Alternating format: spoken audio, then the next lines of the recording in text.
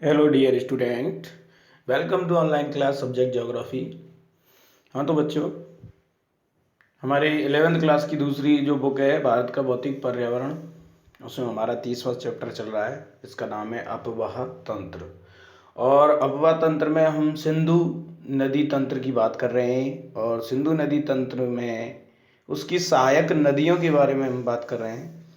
तो हमने कल झेलम के बारे में बताया था, जो श्रीनगर में होती हुई बहती है, और श्रीनगर जो है वो झेलम नदी के किनारे स्थित है।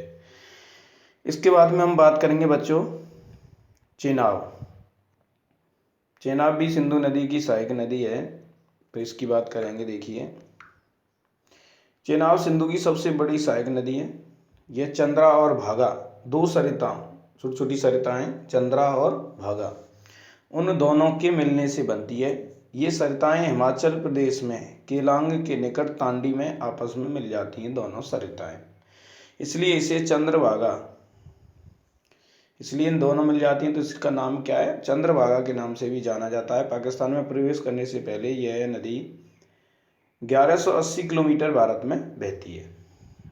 इसके बाद में आती है रावी, सिंधु की एक अन्य महत्वपूर्ण सहायक नदी है। यह हिमाचल प्रदेश की कुल्लू पहाड़ियों में रोहतांग जो दर्रा है उस दर्रे के पश्चिम से निकलती हैं, और राज्य की चंबा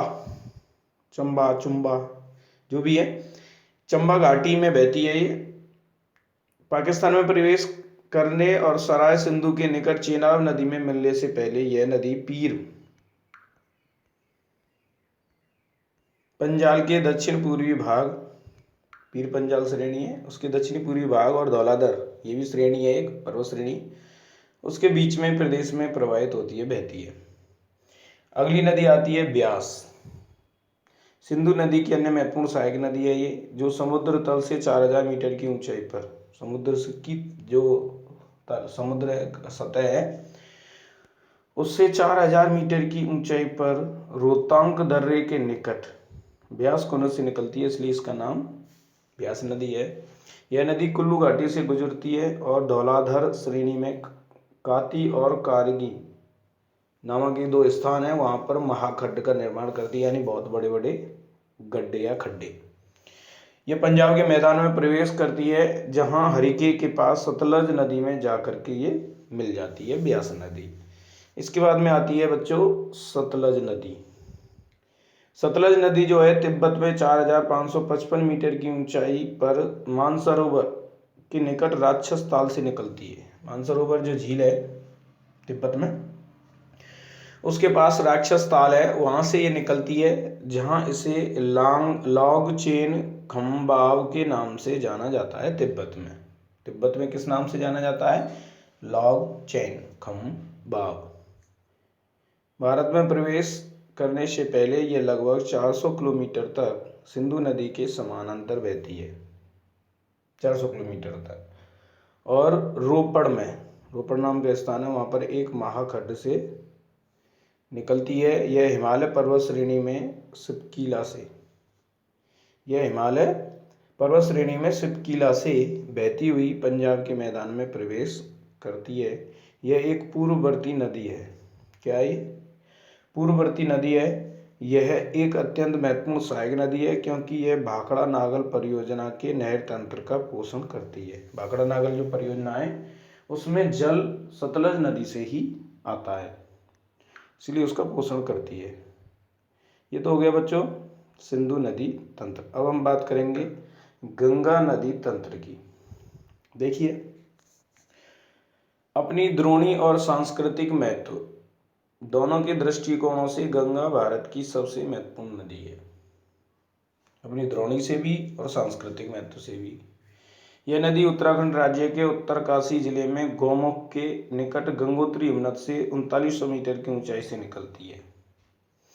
उत्तराखंड से निकलती है, उत्तरकाशी जिला है, वहाँ पर गौमुख नामक स्थान है, उसके पास गंगोत्री हिमनद बर्फ के पिघलने से 3900 मीटर की ऊंचाई से निकलती है। यहाँ यह भागीरथी के नाम से जानी जाती है। किसके नाम से? भागीरथी। ये मध्य व लघु हिमालय श्रेणियों को काटकर तंग महाखड्डों से होकर गुजरती है। देवप्रयाग में भागीरथी और अलकनंदा से मिलती है। देवप्रयाग में ये भागीरथी अलकनंदा से मिलती है और इसके बाद यह गंगा कहलाती है। ठीक है बच्चों, यानी दो नदियां आकर मिलती हैं, भागीरथी और अलकनंदा, देवप्रयाग में। उसके बाद में ये गंगा कहलाती है।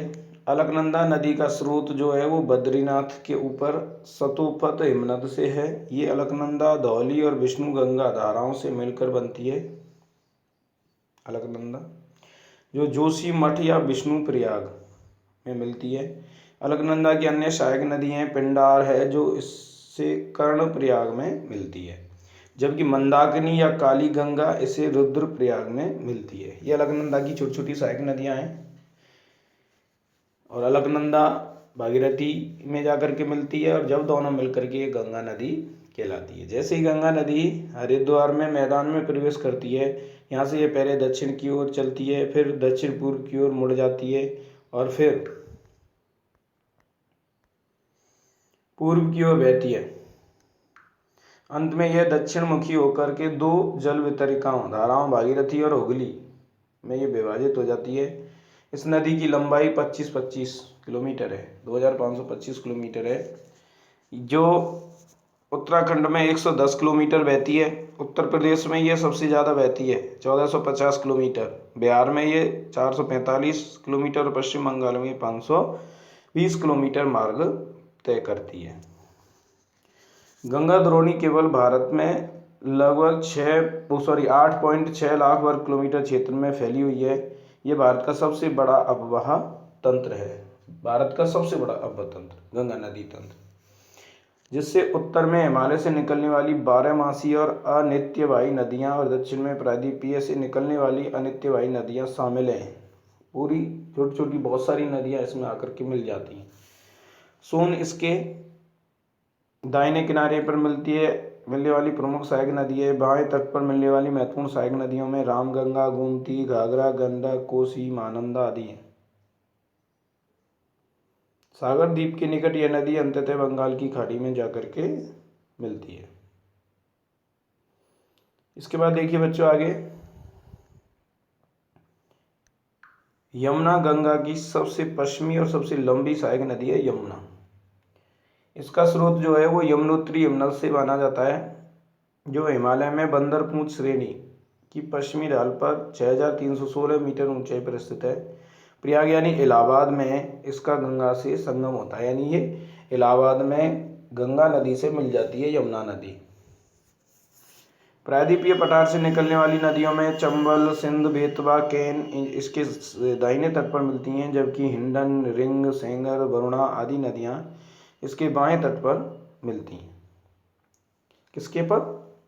यमुना नदी के पर। इसका अधिकांश जल जो है वो सिंचाई उद्देश्यों के लिए पश्चिमी और पूर्वी यमुना नहरों तथा आगरा नहर में आता है। उन राज्यों के नाम लिखिए जो यमुना नदी द्वारा अपवाहित हैं। बहुत सारे राज्य हैं जहाँ जहाँ होकर के ये यमुना नदी जा रही है वहाँ वहाँ होकर के अपवाहित हैं। ज़्यादातर ये उत्तराखंड है। इसके अलावा इसका जल पंजाब हरियाणा में भी मिलता है। यमुना नदी का जल उत्तर प्रदेश में भी मिलता है। ये राज्य हैं पंजाब, हरियाणा, उत्तर प्रदेश, उत्तराखंड। इसके बाद देखिए बच्चों, चंबल नदी की बात करें। चंबल नदी मध्य प्रदेश के मालवा पठार में महू के निकट निकलती है जनापाव की पहाड़ियां से और उत्तरमुखी होकर एक महाखड्ड से बहती हुई राजस्थान में कोटा पहुंचती है, जहां इस पर गांधी सागर बांध बनाया गया है। कोटा से यह बूंदी होती हुई सवाई माधोपुर और धौलपुर होती हुई यमुना नदी में मिल जाती है। चंबल अपनी उत्खाद भूमि यानी उबड़ खाबड़ भूमि वाली वो आकृति के लिए प्रसिद्ध है, जिसे चंबल खड्ड कहा जाता है। रेविन चंबल के महाखड्ड कहा जाता है। इसके बाद में आता है गंडक नदी। दो धाराओं काली गंडक और त्रिशूल गंगा, काली गंडक और त्रिशूल गंगा आदि के मिलने से बनती है। ये नेपाल हिमालय में धौलागिरी और माउंट एवरेस्ट के बीच से निकलती है और मध्य नेपाल को अपवाहित करती है, यानी बीच हिमालय में होकर के आती है। बिहार के चंपारण जिले में यह गंगा मैदान में प्रवेश करती है और पटना के निकट सोनपुर में गंगा नदी में जाकर के ये मिल जाती है। घाघरा नदी मापचा चुंगो हिमनद से निकलती है ये घाघरा, तथा ये तिला, सेती और बेरी नामक सहायक नदियों का जल ग्रहण करने के उपरांत यह सीसा पानी में एक गहरे महाखड्ड का निर्माण करते हुए पर्वत से बाहर निकलती है।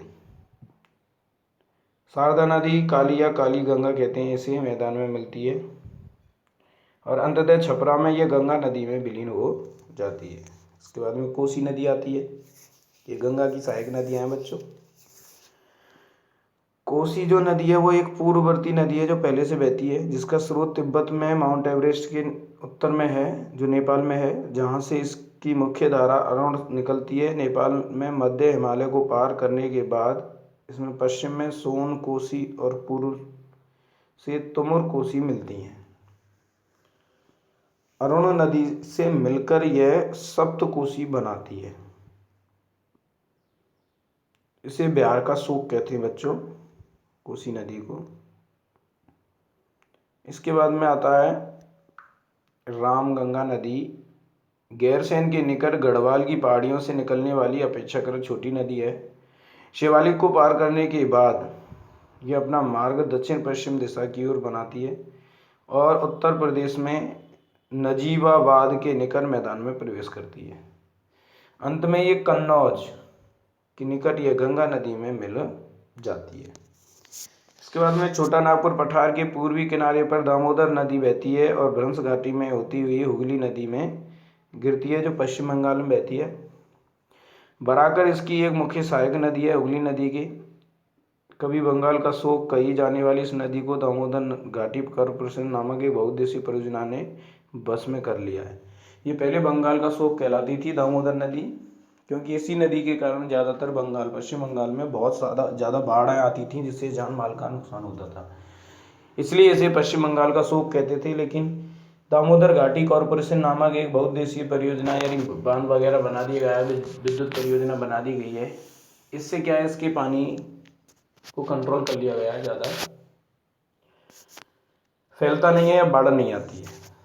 इसके बाद में शारदा या सरयू नदी का उद्गम नेपाल हिमालय में मिलाम हिमनद में है, जहाँ इसे गौरी गंगा के नाम से जाना जाता है, शारदा नदी को।